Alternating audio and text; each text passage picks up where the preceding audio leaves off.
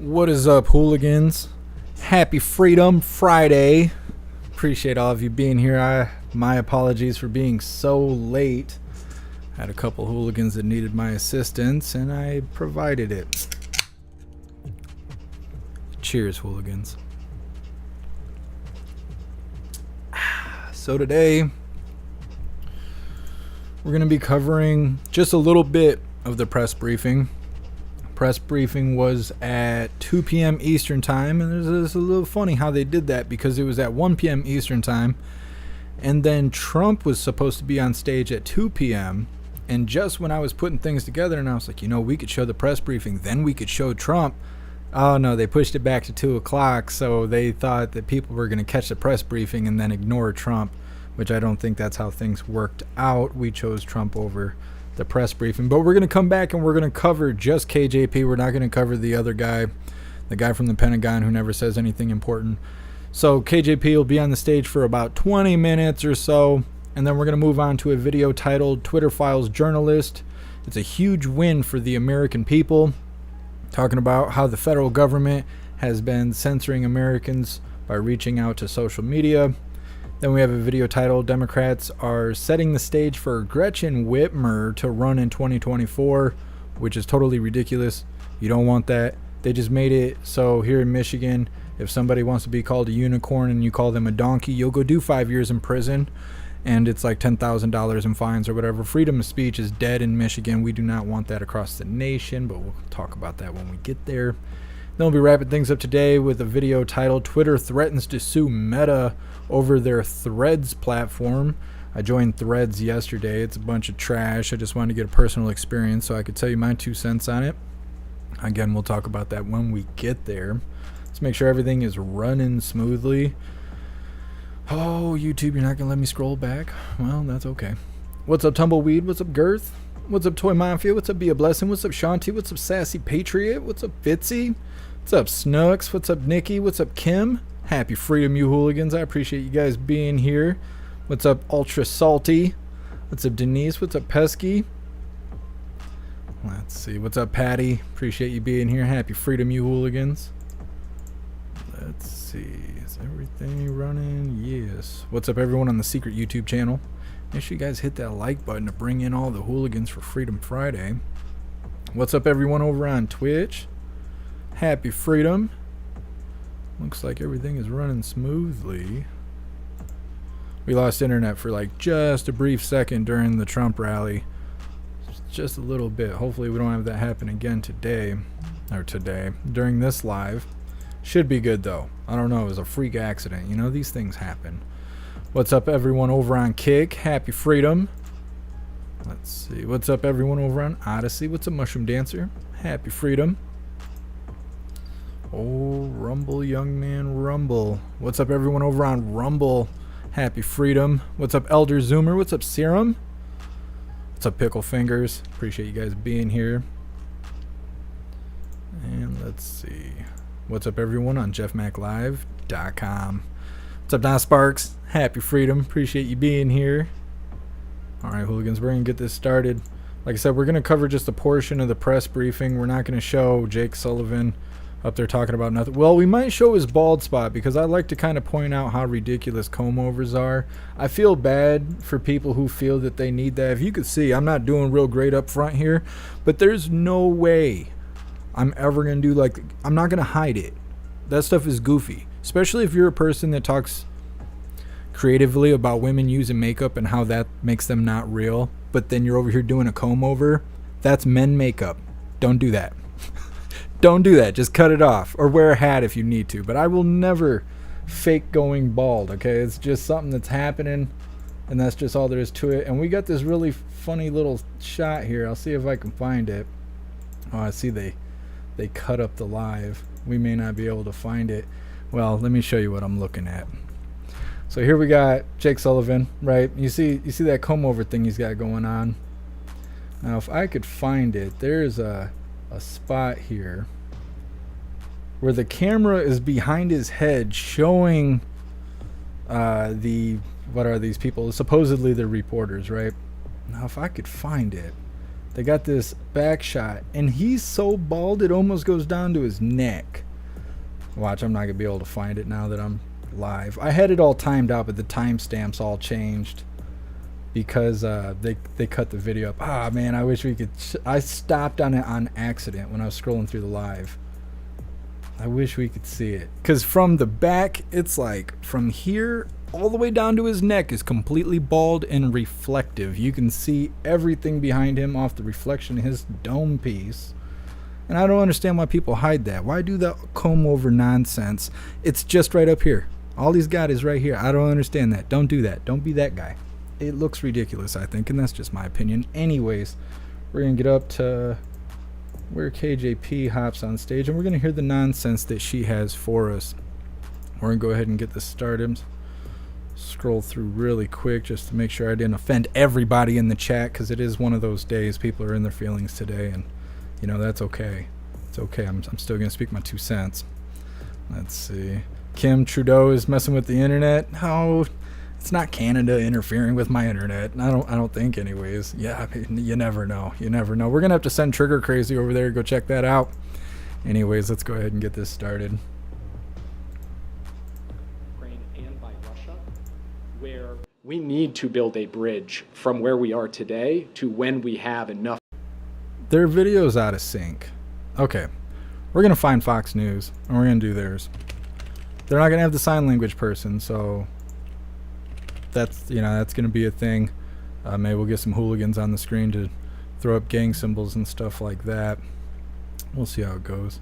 Just give me a second to pull up Fox's version of the White House Press Briefing. I didn't know their audio was out of sync. Doo-doo-doo. Alright, this is what we're looking for. Oh, come on, man. 5 hours ago. This has got to be it. No.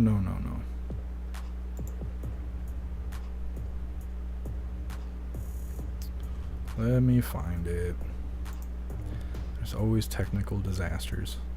That's okay. Been doing this a long time. This ain't my first day.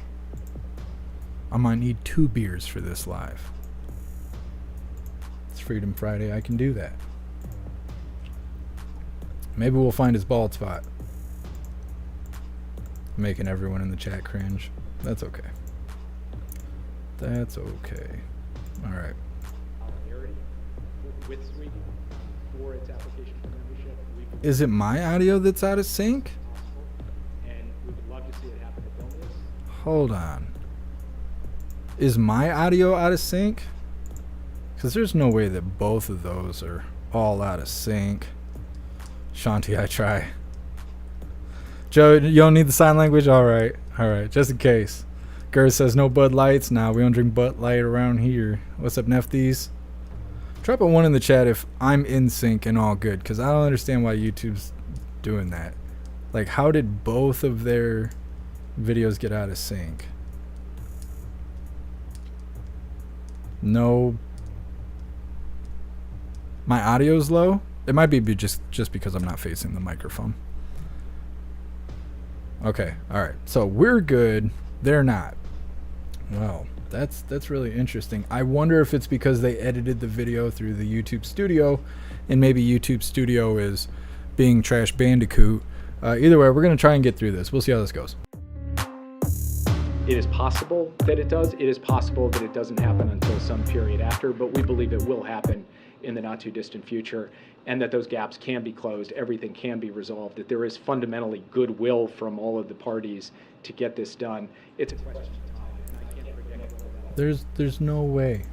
It's so terrible. Well, I think we're going to end up just skipping this because it's awful, and I don't want to play awful things like that. See, now I'm gonna have to change my title. Who else covers the press briefing? Does CNN cover it? They probably do, right?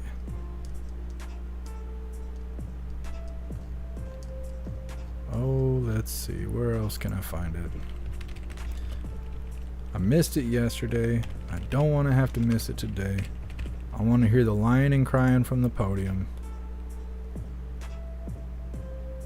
3 hours ago. Good afternoon, everybody. Okay, this looks like it's synced up correctly right in the sink. Stuck it right in the sink. Alright, hold on a second. Oh, you could see it. I got it. Boom, look at that. What is the point of covering that up? Slick back. He's got the opposite of a mohawk going on there. I caught it. See, I told you. It was the truth. That's all we got over here is the truth. All right, hooligans. I did the thing. We're going to go ahead and get this started for real this time. No, it's not STD. You get that out of the chat. Get that out of the chat, Kakanos. All right.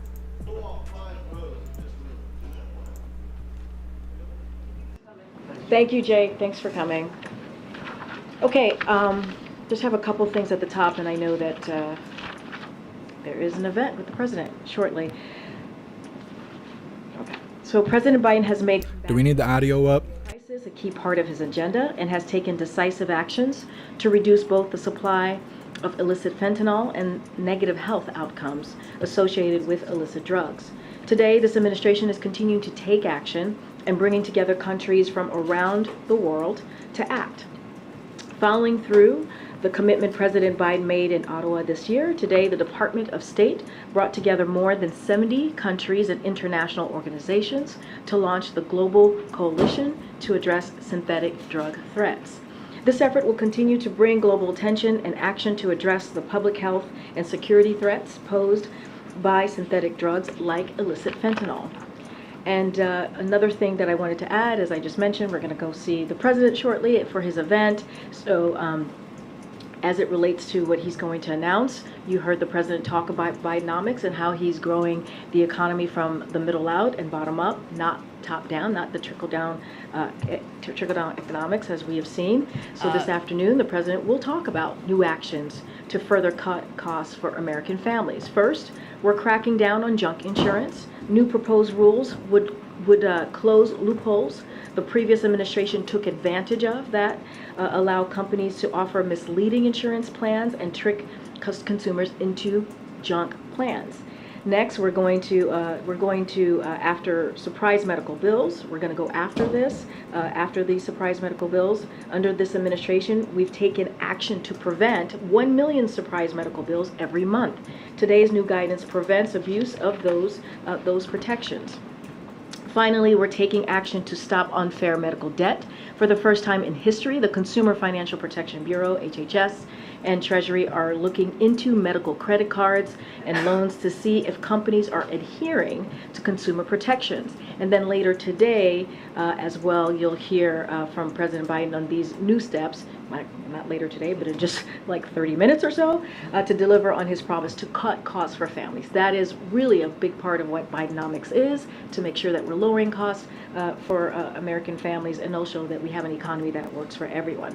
This morning, as you all learned, 209,000 jobs were created last month for a total of 13.2 million jobs created since President Biden took office. In America, that happened? All the jobs lost during the pandemic and created nearly 4 million more jobs. That includes over 1.5 million jobs in manufacturing, construction, and research and development.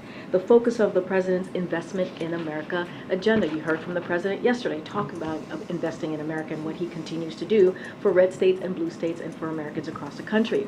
As you all know, the unemployment rate is 3.6% and has been under 4% for 16 months in a row, the longest stretch in over 50 years.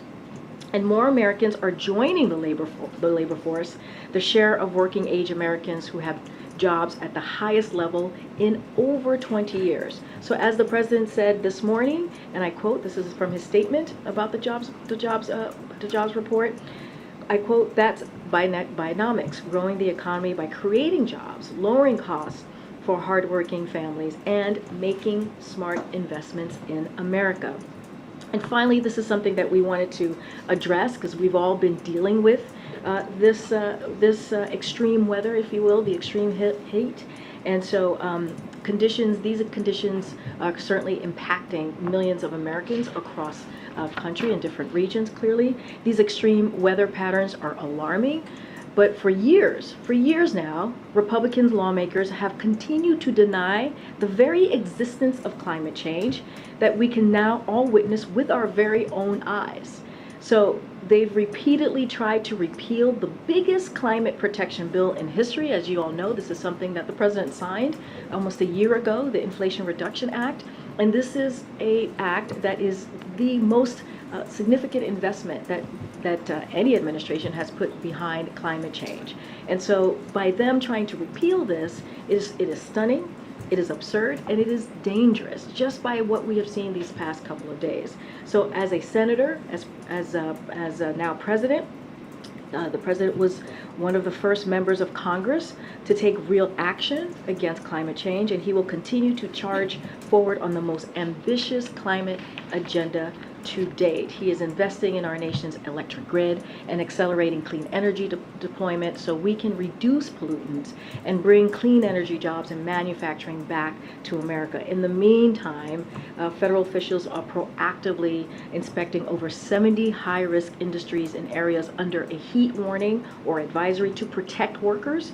And next week we'll be announcing additional actions to protect communities from extreme heat. I do not have a week ahead because you just heard from the National Security Advisor give a very extensive and detailed week ahead of the president's trip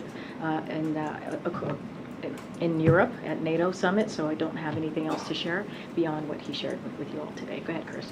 One of the White House's thoughts on the job report is White House concerned that it came in lower than expectations, or do they view this as a good thing, given that a cooling job market may mean less inflation and less pressure to raise rates? How are you kind of gauging that? Yeah, no, it's a good question. I'm certainly not going to talk about interest rates, as you know. That is something for the Fed to deal with, and certainly we allow them to have their independence as it relates to any monetary decisions that they have to make. But over the past 3 months, we've averaged about 244,000 jobs, a solid pace, a strong labor market, and a solid gain at this point in the economic expansion as we're looking at especially the last 2 years. And just to quote what the president wrote, his op-ed in the Wall Street Journal just last May, if average monthly job creation shifts in the next year from current levels of 500,000 to something closer to 150, it will be a sign that we are successfully moving into the next phase of recovery, as this kind of job growth is consistent with unemployment rate and a healthy economy. Thanks, Karine. A quick question on the jobs report as well. Total black employment is down 3 straight months now with 635,000 jobs lost in that spell, which is the most ever in a 3-month stretch outside of the pandemic.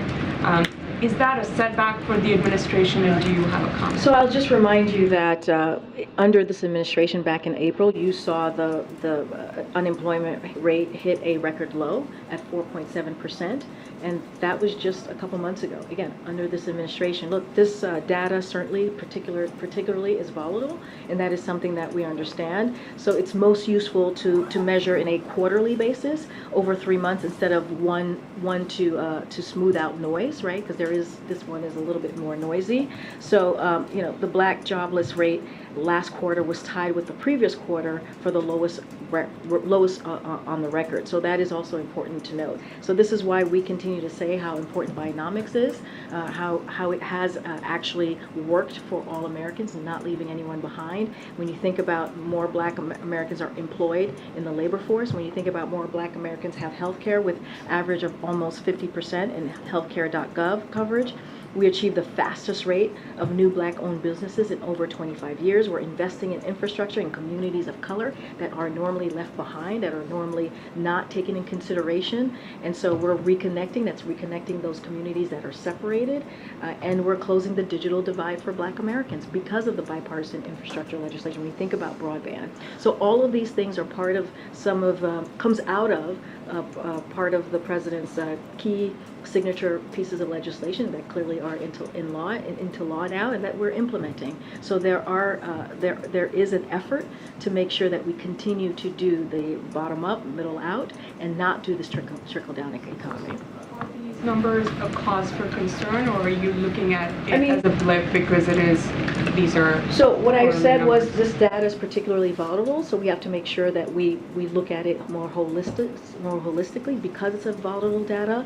But there are also data points that I just pointed to, right, that show that under this administration we have seen record low unemployment when you think about the black community, 4.7% ever since we started tracking unemployment rate in different communities. So that matters, and so that's why the president continues to talk about Bionomics and continues to implement some of these key historic pieces of legislation that is going to help communities like in the black community. Thanks, Karine. The president this week tapped Gene Sperling to lead talks between auto workers and the big three auto manufacturers. Who is the White House's point person to avert a strike with UPS workers? So as it relates to the UPS, look, we are.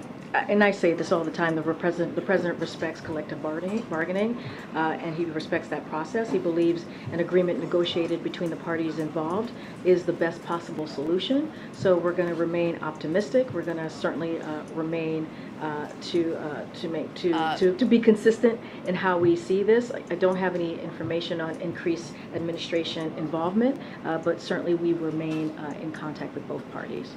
No specific point person from the White House? I just don't have anything. I don't have a specific point person, but we, of course. She said Pacific. What are you guys developing in terms of potential contingency plans? Because this UPS strike, if it happens, would have massive implications across the country. It's understood that FedEx and USPS would not be able to handle all of the packages that UPS handles if the strike goes forward. So is there anything the White House is doing to prepare for that possibility at the end of the month? So look, we understand these types of contract negotiations can be, could be tough. They could be contentious. We get that. And so we're going to continue to remain optimistic as these conversations continue to occur. As I mentioned, we're in touch with both parties. Just don't have anything else to lay out as far as a plan. Lighter note. Does the White House have any plans to join threats? I'm sorry. I was like, where is this going? Go ahead. Does the White House have any plans to join threats? Oh, threads. I don't have anything to preview on that for you. I'm curious about it as well. I just don't have anything to preview on that, but I know that it is getting some attention out there. Thanks, Karine. 2 questions on London. First of all, On who? London. Oh, London. The London Okay. portion of the trip. Why didn't the president attend the King's coronation? You mean that happened a couple months ago? Yes. Why didn't he attend the coronation? I think we addressed this. I think we mentioned that he had a call with the king and congratulated him, and they said that they would get together later on, and they are. That's what you're going to see early this week. I don't think there's no there there. They're going to see each other in a couple of days, and I think that's a good thing. So initially you also described it as a state visit, but this isn't a state visit, so what happened there? I mean, I'm not going to get into specifics of what this is going to be called. I think what's important is that the president's going to go to London. He's going to go to the UK. We have a long history with the United Kingdom, with the people of the United Kingdom, and I think it's important that the president's going to go out there and he's going to have a meeting with not just the king, but also the prime minister. And I think that's what you're going to see, continuing a partnership with the United Kingdom, and I think that's important. Okay, Karen. Thanks, Karine. Has the president been kept updated on the cargo ship fire in New Jersey, and has he talked to Governor Murphy about this? Yeah, which is clearly devastating. The president certainly has been kept updated on what's been going on with the cargo ship at Port Newark, and so we've been in touch with the Coast Guard and local authorities to coordinate on the response. Obviously, our hearts go out to the families of the firefighters who lost lives in the line of duty while bravely battling this fire, and our thoughts are with those who suffered injuries, and we wish them certainly a speedy recovery. We're going to continue to monitor the situation closely, this incident, and stand ready to provide as much assistance as needed to help contain the fire and get port operations back to normal. But certainly our heart goes out to the firefighters and their families. There was a report that according to the head of the firefighters union, the president called the families of fallen firefighters to offer his personal condolences. Can you confirm that? I don't have any calls to confirm, but as you know, the president, that is not unusual for the president to call families, especially in these types of awful tragedies. I just don't have anything to confirm at this time. Go ahead. Thanks, Karine. Secretary Yellen said in China that she wants China to play by a fair set of rules. So how can the White House make a country that engages in IP theft, forced labor, hacking, to play by a fair set of rules? So look, and I think I may have talked about this earlier this week. If not, this visit comes at an important time in the bilateral relationship, right? That is what's important here. With new economic leadership team in place in Beijing, it comes at a key junction for the global economy, and so we think it's important to continue to have these conversations. Something weird is happening with the chat on the main channel. Look, they're going to continue, and I've said it's been frozen for a little bit now. Be a major player on the world stage. So it is important to have intense competition, requires intense diplomacy. That's what you see, Secretary. Oh, I think it's back now. I don't know what happened with the chat. I think they were trying to censor us. Had with President Xi and meetings that he's had with him as well, and it is important to manage this in a responsible way. And so we think it's also important to continue the open line of communications, as we have said over and over again. And as it relates to the economy, global economy, having the Secretary of Treasury there in China as we talk about again global economy, I think is incredibly important, and the president believes it's incredibly important. I also wanted to ask about the United Auto Workers who are asking the EPA to soften the electric vehicle rules. Is that something that the administration would consider? So as it relates to the UAW, look, again, collective bargaining, that's something that the president believes is really important. I think I think you were mentioning to me, Jeremy was mentioning Gene Sperling, who is certainly playing a role here. He's one of the White House point person on key issues related to the UAW. This is about the administration's rule to get people into electric vehicles, though. I hear you. I'm not going to get. No, I hear. I'm not going to get into specifics. I'm just letting you know that as Gene Sperling certainly has been a contact here, and will ensure that the administration-wide coordination across interested parties and among White House policymakers, that conversation continues. That we work hand in glove with the acting secretary as well of labor. And I just don't have anything else to share beyond that. But certainly we have someone who is coordinating, helping to coordinate some of these conversations. I'm just not going to get ahead of that. Great, thank you. Some Democrats have said that giving cluster munitions to Ukraine undermines America's reputation as a human rights defender around the world. What's the White House response? I mean, we don't believe that it undermines our our reputation of being human rights offenders. This is something that we say all the time, right? When it comes to human rights, when it comes to having those conversations with either our partners or other heads of state, the president is never shies away from having those conversations. Look, I mean, Jake said this when he was here. We have to remember what's happening in Ukraine, right? Ukraine is defending itself. It's defending its freedom. It's defending its sovereign territory. And that is what we're doing here. We're making sure that they are able to do that. Russia, this is a war that Russia started. This is an aggression by Russia. And so we have seen bipartisan support in what we're trying to do in helping Ukraine, fighting for their freedom. And I think we'll continue to see that. But as it comes to human rights, the president will always be very clear and have very honest conversations with our partners and other heads of states across the world. Thank you. Jake Sullivan mentioned that the President Biden took this decision about cluster munitions after consulting with allies. So I wanted to see if you could provide some details about if Germany was consulted or Poland, what countries were. I'm not going to go into each country that was consulted, but clearly those are some of our allies, correct? And so I'm just not going to get into details, but certainly the president did consult our allies and partners here. Look, when you look at the last 16 months of this war that we saw that this Russia aggression in Ukraine, we have seen a NATO alliance that has been strengthened because of the leadership of this president. We've seen bipartisanship here.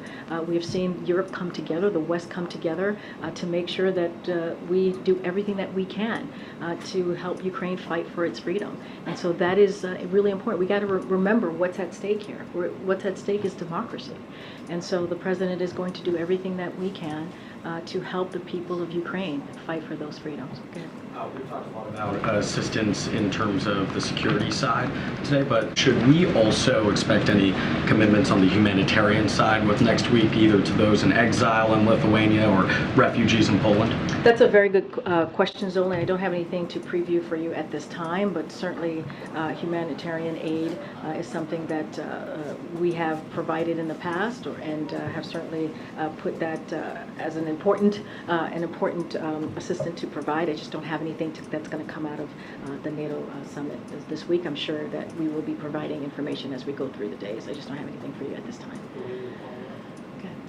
Hi. I'm wondering if you have any comment about recent crime in D.C. It's raising rates. We've lost an SIV applicant from Afghanistan in the most recent killings. Really tragic. Wondering what the White House has to say about that. And then secondly, sorry to bring up cocaine again, but there was a question yesterday during the press gaggle with Andrew Bates that was, I guess, he said that he was avoiding it because of the Hatch Act. I'm just asking again, can we just say once and for all whether or not the cocaine belonged to the Biden family? So, a couple of things there. He mentioned the Hatch Act because the question was posed to him using Donald Trump, and so he was trying to be very mindful. We called it. She was going to blame Trump. You're asking me a question, so I'm answering it for you. Trump did it. So that's why he said the Hatch Act. So I would, have you read the transcript and read the transcript fully so you can see exactly what he was trying to say. So that's number one. So we're not avoiding the question. That is not true. We've answered this question, litigated this question for the last 2 days exhaustively. There has been some irresponsible reporting about the family, and so I got to call that out here. And I have been very clear. I was clear 2 days ago when talking about this over and over again as I was being asked a question. As you know, and media outlets reported this, the Biden family was not here. They were not here. They were at Camp David. They were not here Friday. They were not here Saturday. They were not here Sunday. They were not even here Monday. They came back on Tuesday. So to ask that question is actually incredibly irresponsible. And just leave it there. Okay. You're trash. Good, straight, right here. Yep. Given the U.S. Supreme Court's decision last week on affirmative action, I'm interested if the president has a stance on whether Congress should take action to ban legacy preferences in higher education admissions. I don't have anything further to add on the President's position on what you just laid out. What I can say is, and the President said this, he gave a full-throated kind of remarks on what he saw the Supreme Court do, which was unprecedented, which is, as you all know, this was, when you think about affirmative action, it had been a constitutional, kind of constitutional right for decades, and had been held up by Republicans and Democrats. And so it was another kind of another act by the Supreme Court that was unprecedented when you think about the Dobbs decision and now this.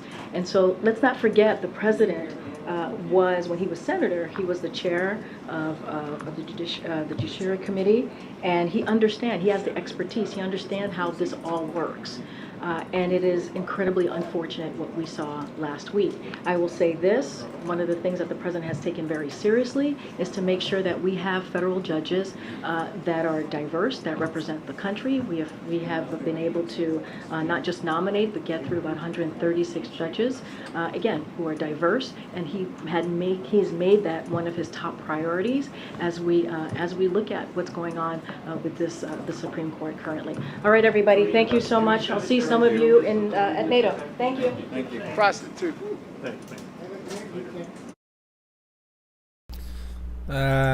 Good one. It's incredibly irresponsible for you guys to be asking questions and making insinuations that Hunter Biden dropped his baggie in the White House. How irresponsible of you to ask questions. But you know there's no answers here. KJP's a doughhead. She ain't got nothing going on. Yeast on the brain. Hardcore idiot. Well, glad we didn't watch the whole thing. Glad we just caught that little 20 minute thing with that little segment. Gotta cleanse the palate.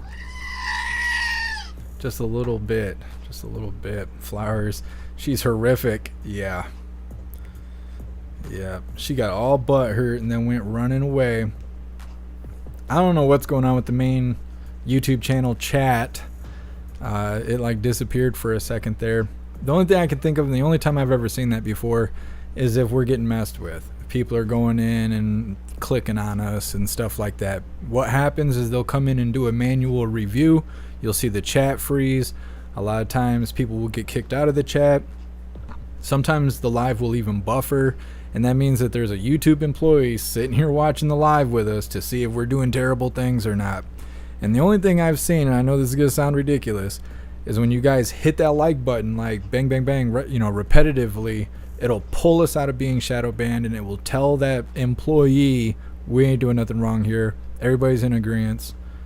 And then they'll leave us alone. So I think that's what happened with the chat, because it didn't happen anywhere else. All the other chats are running fine. Even the other YouTube channel that we're running was totally fine. So I think that's what happened.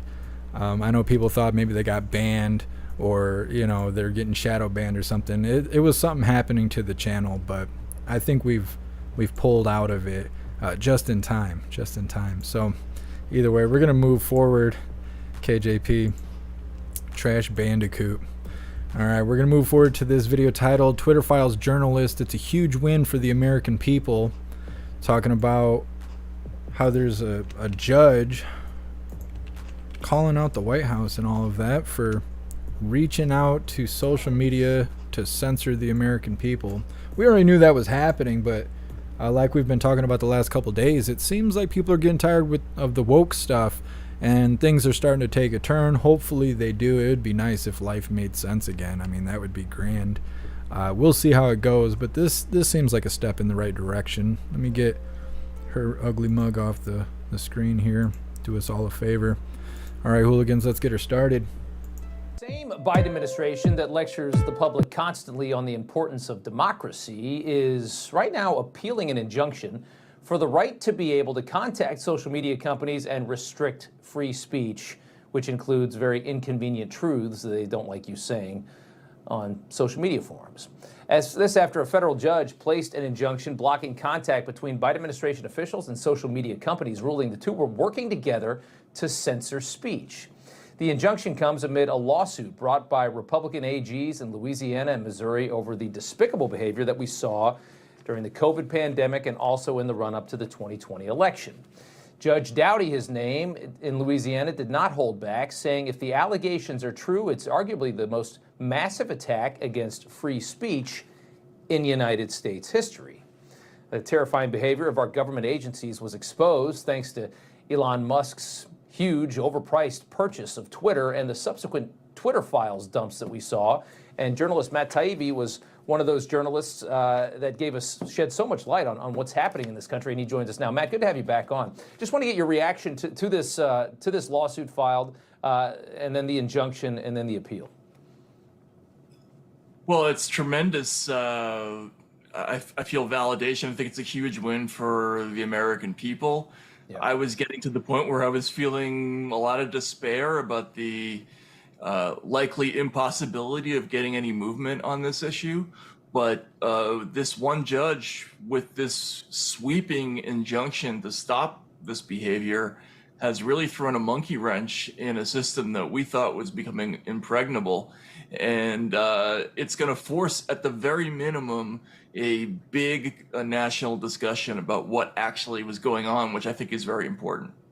How disappointing has it been for you to see the reaction generally to the evidence that you brought forth? I mean, there has not been an appetite to ingest what we've seen from the government, and there hasn't been an appetite to kind of impugn the actors that did it. I mean, there's a lot of people that just want to act like this is normal now, and it makes you wonder what happened to liberalism in this country. What happened to people that said that you have rights, that you should have freedoms to say things?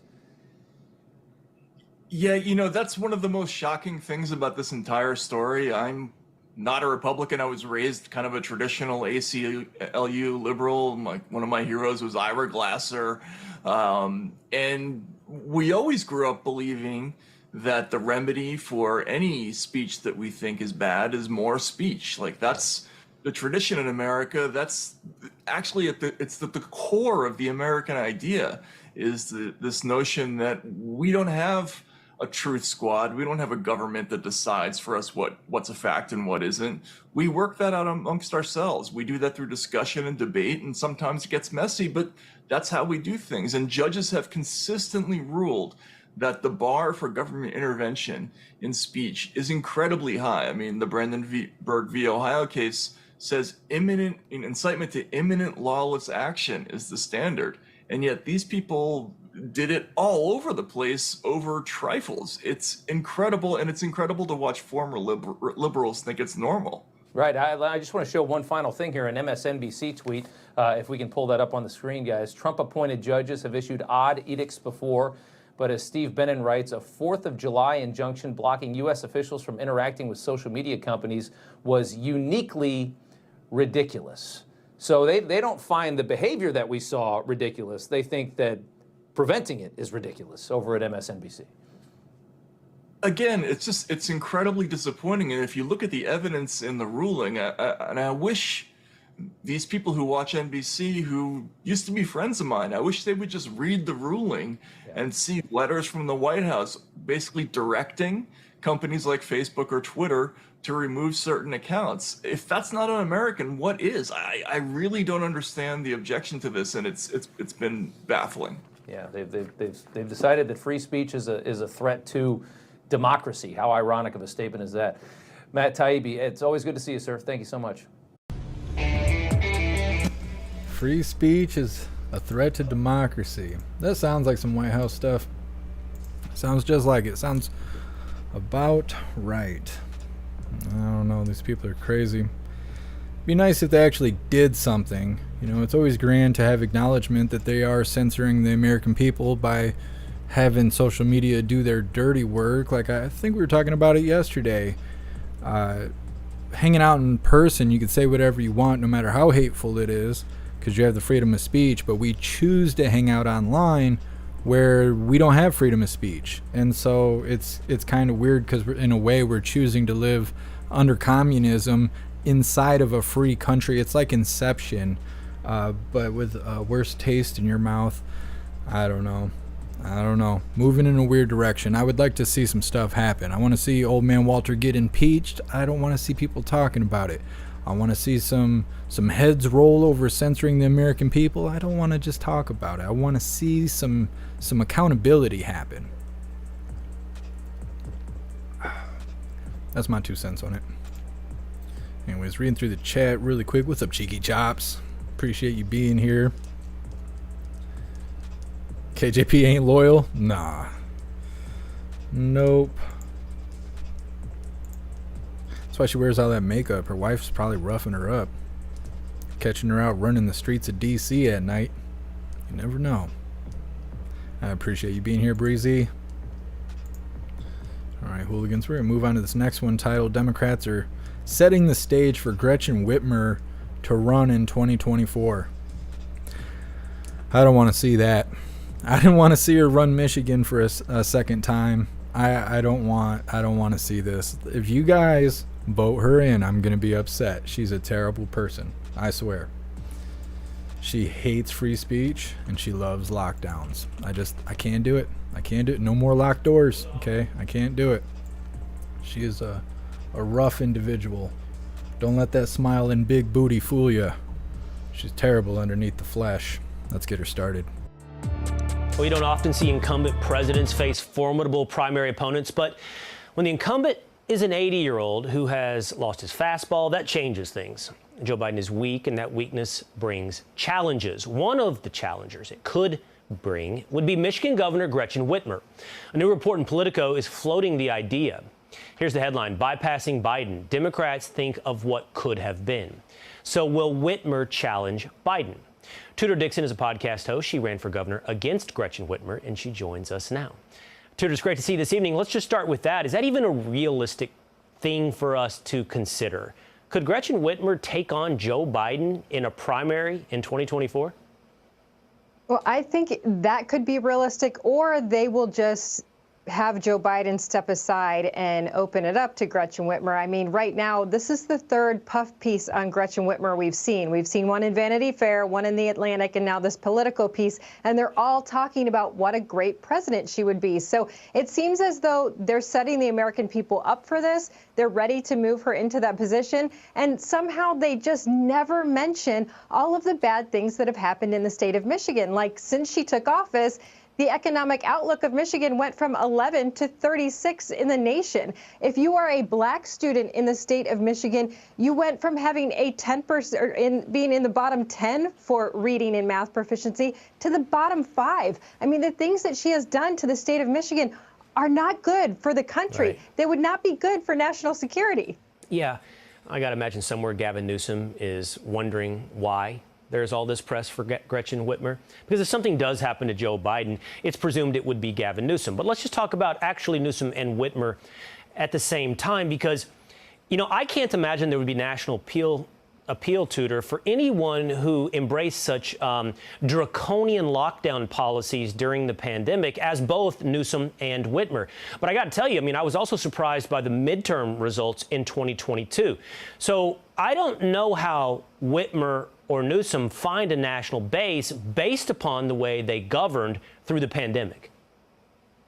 Well, they do it because they pick on a couple of social issues and they become champions for that. So they, in the state of Michigan, she became a champion for abortion. She became a champion for repealing right to work, which no state has done in decades, but the state of Michigan has. So she's saying, I'm a champion for the unions. I'm a champion for women. I'm a champion for LGBTQ rights. But if you peel back the layers of the onion in the state of Michigan, you will see that she is also a champion for the Chinese Communist Party to come into the United States. But the reason for that is because she has been incapable of actually courting business to the state of Michigan. So what has happened is she lost a $100 billion company deal, and now all of these puff pieces are coming out right as this is breaking news in the state of Michigan.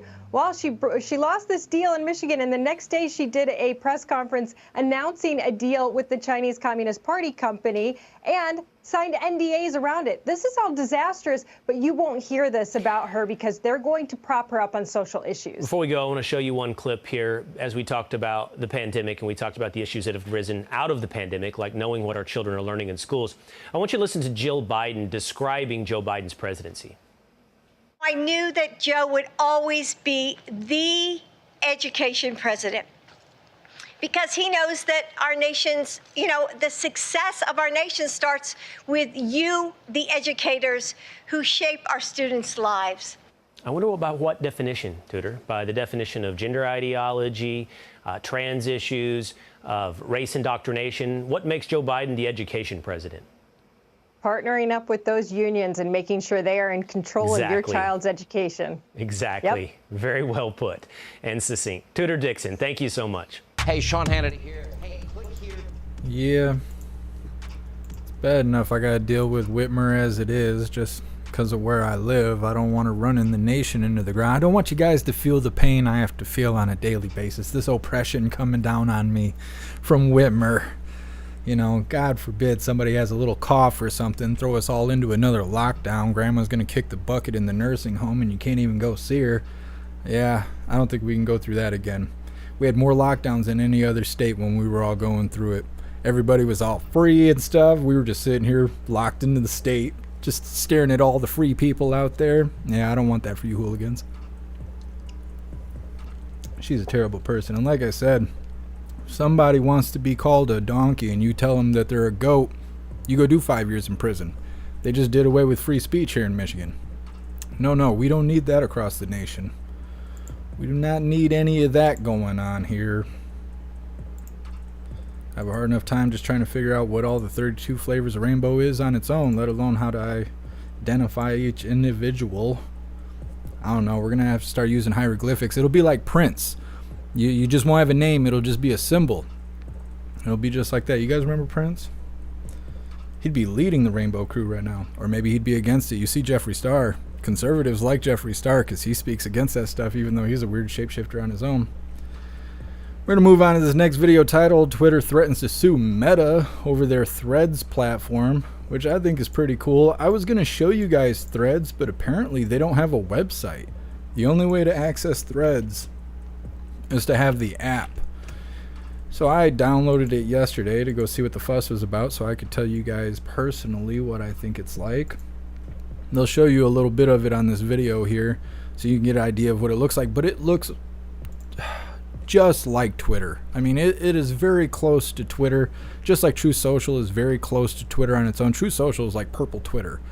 This isn't quite exactly a carbon copy, but it is very close to just looking like Twitter. The only thing is on Twitter, I'm seeing a ton of people who decided to go over to Threads and try and give it a shot, and they've all been banned. Like Babylon Bee and all those guys, they're all banned. They've already been banned from Threads. It's only been out for like 2 days or something like that. Everybody's getting banned.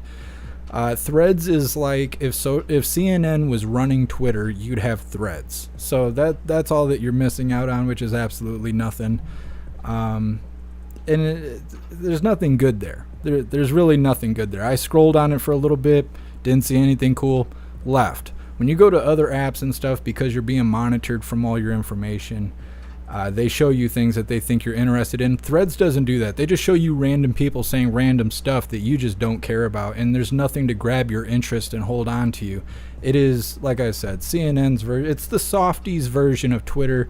I also heard that Meta hired a bunch of ex-Twitter employees to develop this app, and what's hilarious is that they're talking about Elon Musk suing Meta because of this nonsense. So it's kind of like Elon's getting a second kick right in the goods to all those employees that were booted out of Twitter. Long range, getting a kick right in the nuggets there. But either way, let's get this started. Meta's new social media platform has been up for just a matter of hours. But the company says Threads has gone viral with tens of millions of sign-ups, and now it's riled up rival service Twitter as well.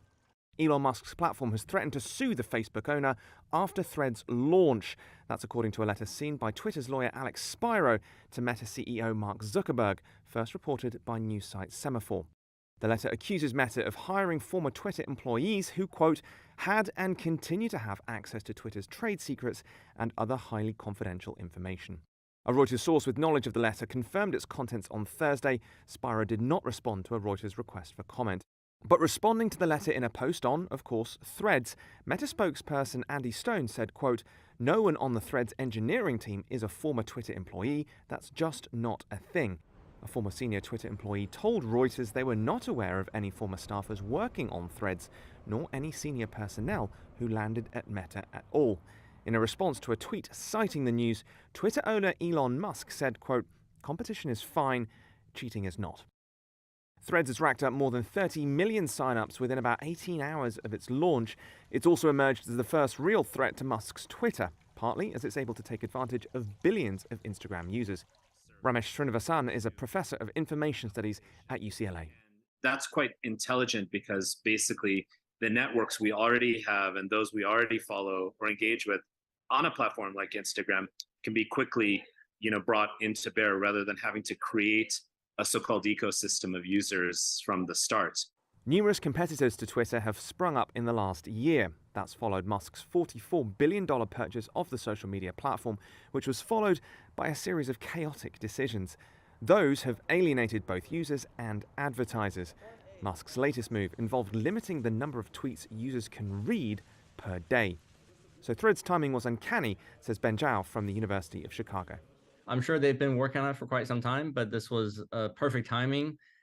With just the latest sort of little fiasco on Twitter with Musk rate limiting users and all that stuff. Analysts also say that Meta Platforms is well placed for success with Threads because of its advertising strength. Zuckerberg, however, has said that monetization won't be considered for the platform until it's well on its way to 1 billion users.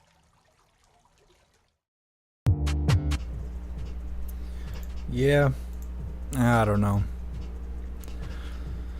All I do is post, we're going live.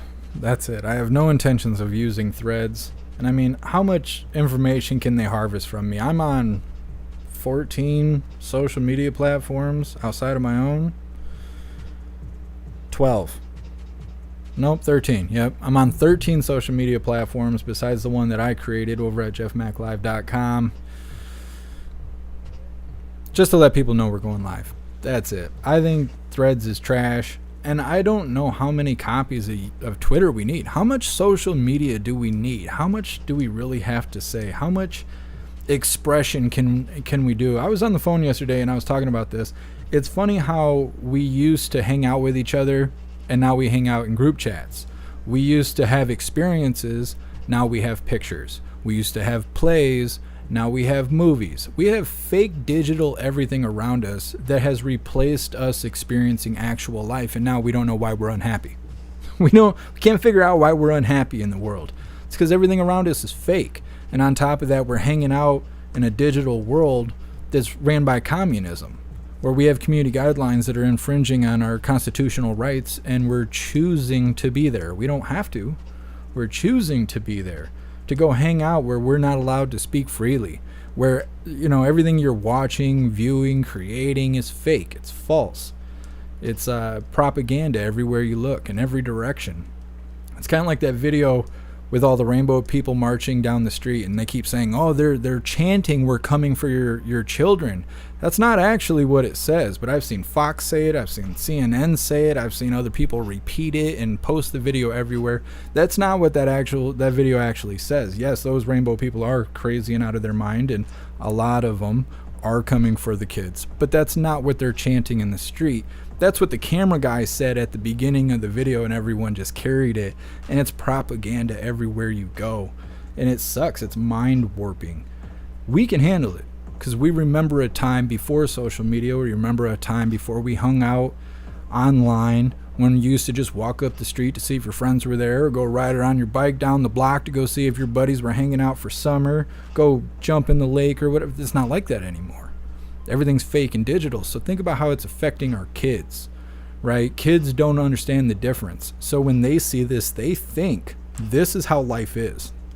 We're going to see a generation of people like we've never seen before, because they grew up hunched over, staring at their phones, absorbing propaganda in all directions. Like, how many times have you seen a life hack video that's not a life hack? It's just a stupid way of doing something. It's just a way to do something incorrectly because you don't have the right tool, or you're too lazy to get up and do it the right way. So many of those life hack videos where there's kids that are learning that, thinking that's the way you do things. Think about how you identify. Think about all this nonsense propaganda that we're seeing. Kids think that's real. They think that this is something this is information they're going to carry with them the rest of their lives. I don't know, in 20 years I'm really interested to see where we're going to be. I think we're going to be surprised, and I think the majority of us is going to be disappointed. We're going to have a hard time. When we're old and we're too old to wipe our own ass and stuff, you think kids are going to care about us? Not unless you pour into them. Not unless you teach them integrity. We're going to be raising a bunch of selfish assholes who are raised off TikTok and stuff. They don't even know how to start a vehicle. They'll be walking to their social worker job where they cry all day. It's not good. It's not good. I don't think we're moving in a healthy direction. Hopefully things turn around. You got to have hope. Can't lose hope. Can't lose hope. That's all I can say. Hope for the best. Let's see. SEPA, more social media platforms means less power to the few that are out there. I guess I think we should just kind of get rid of social media. Like, what if the internet didn't have social media? Like, there wasn't like really chat groups or nothing like that. You could directly message each other. You could call each other using the internet. You could read information, but you couldn't socialize. It wasn't just a free-for-all inside of a website like Facebook or whatever. If it was just more like Google searches and stuff like that, you'd be using it more like a tool. You wouldn't be obsessed with it the way people are. And it's because people are feeding that part of their brain that makes them feel lonely. You don't feel lonely when you're scrolling on the app over and over again and you're getting dopamine. You're too doped up off your own dopamine to realize you're sitting in a room by yourself for 6 hours scrolling on your phone. Everybody's becoming zombies and stuff. If we didn't have that, you'd feel lonely. You'd put the toys and the tools down and you'd go find someone to hang out with. You'd have meaningful relationships. You'd have good business connections and networking and stuff like that. You would strive to be a better person as a whole. We would be a better community as a whole. But people abuse what we have.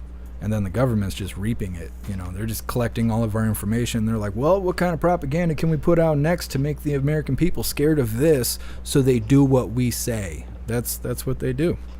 It's rough stuff. Let's see. Grip.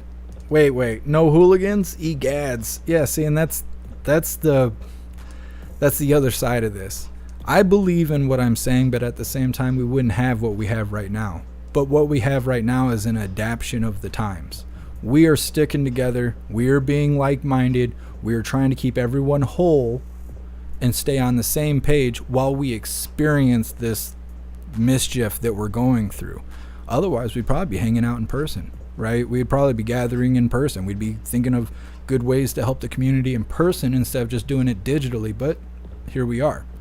So you're not wrong. You're not wrong. I understand calling me out on that. You're like, but wait, we're online right now socializing. I understand, but we're adapting with the times. If this wasn't here, I think we would have a better time raising good people, because the kids are the future.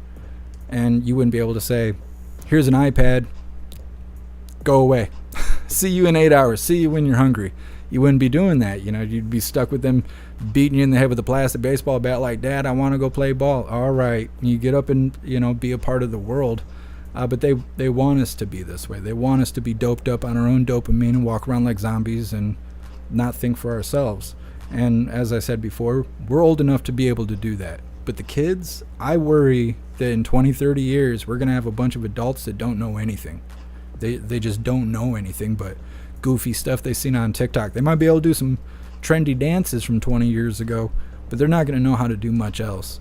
And I worry about that stuff because if they're raised on platforms with community guidelines where they're censored for free speech and stuff like that, when they're adults and we're elderly and the government says, hey, we're going to take your guns away. We're going to take your free speech away. We're going to take your right to gather away. Those kids that are now adults, they'll say, okay, because they grew up with community guidelines online where that was normal to them. So why not take it away in real life? They won't know any different. they'll think that's normal. They will forfeit their rights because they think that's normal. And I worry about that. But got to pour into your kids. Invest in the youth. Got to protect them from the shapeshifters. For real. They're trying to do weird stuff. Anyways, it's Happy Freedom Friday. So I don't want to leave you guys with that. I'm going to drop some links here in the chat. We're going to do a spiel deal. Then we're going to do the Pledge of Allegiance. I got to go live again in 30 minutes with the game. If you want to go hang out with us over at JeffMAC Gaming, you can find that at the bottom of the link tree. We're going to be playing Fallout New Vegas. We're going to be living in Fallout 5 if things keep going this way. Let's see. Grip, you're good. You're good. I appreciate you being here. I know you weren't trying to call me out. I try to think on both sides of the coin. I'm like, man, you know, the internet's really hurting us, but at the same time, we're all connected by the internet, and that's kind of a good thing. So, I don't know. I try to acknowledge both sides of it. Let's see. I've got people getting banned on Rumble. I think trolls are finally coming over to Rumble, and that's pretty cool. I think that's exciting because that means that Rumble is starting to become more popular. When you start seeing accounts over there that are made just for trolling, that's how you know you've arrived. Either way, I just dropped the link for the link tree. As I said, if you want to join us for JeffMAC Gaming, scroll down to the bottom. You will see right there JeffMAC Gaming if you want to join us in about 30 minutes or so when we go live playing the game, just hanging out and having fun. You know, just to unwind for Freedom Friday. Other than that, I would like you guys to go visit the Linktree link that I just posted in the chat. All of my links are listed, so I want you to scroll down and go join Gilded. Gilded is free and currently the best way to receive notifications for when and where we go live. There's a news board on Gilded to keep you up to date with everything going on around the world. And there's a ton of hooligans in there chatting around the clock for you to hang out with all day. So definitely go join Gilded. Also on the Linktree, you can find links for the merch store if you'd like to grab some merch. We have shirts, hoodies, stickers, coffee mugs, and some other items. Everything is displayed in black and white or white and black. But if you find something you like, just click on that item and see all the different colors that those items come in. You can also find links for PayPal, Cash App, Venmo, Stripe, Zelle, Buy Me a Coffee, and Locals if you would like to help support what I do. There's also a link to the Amazon wish list if you would like to send me stuff. It's really easy to use. Anything you purchase directly from the wish list will be sent straight to me without having to send emails, keep track of tracking numbers, find addresses. You don't have to do any of that. It is really simple. And then finally, we have links to join the membership programs. We have memberships for YouTube, Gilded, Discord, Odyssey, Rumble, and Twitch. At the very top of the link tree there, you can claim a free week membership for jeffmaclive.com. There's no strings attached. I'm not going to charge you or anything like that. It's a free week just to check out the cool stuff we have going on over there. But if you have a membership, you'll have access to your own profile for our private social media area. You'll have access to our group chat rooms and group pages. You'll have access to our live streaming area with the built-in chat. And you'll have access to our advanced messaging system with the ability to text, call, video call, group text, group call, group video call, and the ability to upload all versions of digital media, so MP3s, MP4s, digital documents, slideshows, anything and everything. JeffMacLive.com is the home of the Hooligans, so make sure you go join up right now. All right, Hooligans. My very favorite part of the day. Please join me for the Pledge of Allegiance. I pledge allegiance to the flag of the United States of America and to the republic for which it stands, one nation, under God, indivisible, with liberty and justice for all. All right. Well, Hooligans, we did the thing. Just a reminder, we have a Trump rally tomorrow. I think it's going to be later in the evening, sometime around 7 o'clock. I'm assuming Resat Broadcasting is talking about going live around 6, which is kind of late for them. Normally they go live at like 3 and then they wait till 7 o'clock. But I'm assuming sometime around 7. I'll update you guys as I know more, but I'm thinking around 7 p.m. we'll be covering the Trump rally. All platforms except for YouTube, just because of community guidelines and whatnot. But we will be having Coffee with Hooligans tomorrow at 1 p.m. Eastern time. The only reason we didn't do that today is because we had a Trump rally at 1 o'clock. Hopefully most of you guys were over on the alternative platforms with us while we were covering the Trump rally. We lost internet for a brief moment, but it was near the end. And it's nice to watch Trump answer questions and stuff like that, because old man Walter, he can't do that. He can't answer questions. He's got to shuffle away as quickly as he can. I appreciate all of you guys being here. Like I said, in about 25 minutes, we're going to be gaming over on JeffMAC Gaming with Fallout New Vegas. If you want to come hang out with us just for funsies, that's what we're going to be doing. Otherwise, I will see you tomorrow at 1 p.m. Eastern time for another Coffee with Hooligans.